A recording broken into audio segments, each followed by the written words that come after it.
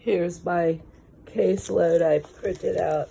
I went through 2 things of ink. I printed out all these papers for court. And I've got a package ready to go. I'm so tired and I'm so sick. And I don't know what to do. Nobody will help me with the government.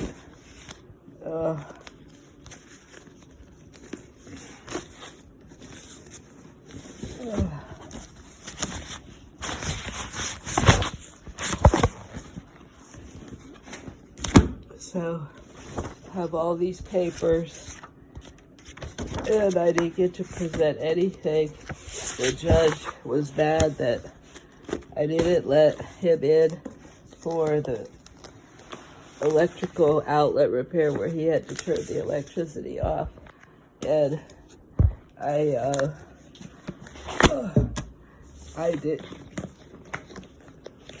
told him that code enforcement had closed that case, but they're so incompetent they didn't tell him that they closed it the first time.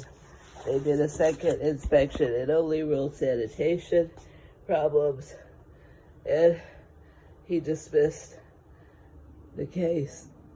So I'm back to square one to file more papers and try to help. Get help, please. I need help. I'm so sick and weak. This mold is killing me.